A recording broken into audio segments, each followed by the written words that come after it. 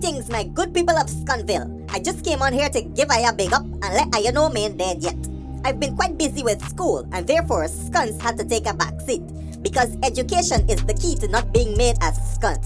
Or so they say, cause I know some educated skunts. Anyways, big up Last Bridge Diamond people who have petitioned to have their street named appropriately. Scunville Avenue is trending right now, mother skunt. Let me tell you all the real reason I came on here. Actually, peep the intro first and come back.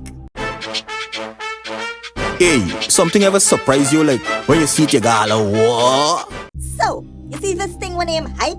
It is keeping poor people poor and we need to change our ways. Back in the days when I started secondary school, my mother bought a practical pair of sneakers for me. After she had purchased it from Guyana stores, she went to a shoe repair shop and did what they called at the time reinforcement stitching.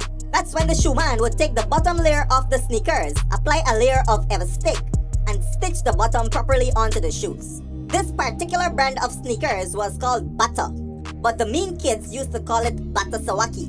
On my first day of school, I stepped out in my Bata, and I looked good with my slick back gelled up hair and my spiderweb design ironed into the back of my school shirt. When Beanie Mandy say, the girls them sugar, it was me he talking about. But that's not the thing. I was a country boy, but my mother insisted that I go to the tongue school which I got when I wrote common entrance, because the alternative would have been to go to the community high school.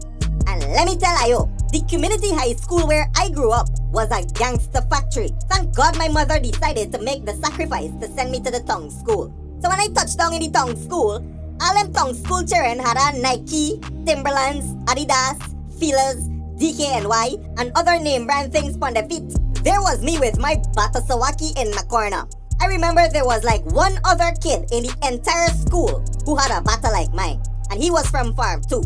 His name is Collis and he used to live in East La Penitence. Anyways, we gonna get back to Collis just now. Them tongue children was mean AF and called me all kinds of skunts over my Bata Sawaki.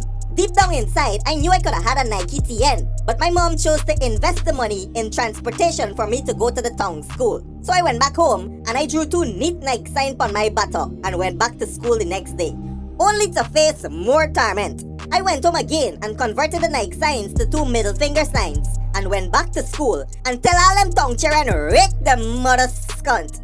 I get licks for the by the way, but it was worth it because it was there all of them realized that I was a little terror and then they eased off the bullying, except for Collis. So, they had this auntie man used to come around the school named Barcy and bug a little children for things like Nike and so. I'm not saying Collis went and get the beef sampled, but I saw with my own two eyes Collis coming out Barcy car with a pair of Timberlands on his feet. Y'all could come to your own conclusion, but my conclusion at the time was that Barcy boggy. Anyways, now that he get Timberlands, he start trouble me top at me butter. And me and he ended up in a fight after school a day. I don't like admitting this, but I got my skunt burst. But now we get to the meat of the story. All these skunts I went through over my Bata Sawaki. And you know I found out the other day that they still have auntie men going around these schools digging out these little impoverished BT holes. And guess for one, guess na man? Bata Sawaki mother skunt. Yo, my name is Mudwata, and don't fall for the hype. Boom out! Hold up.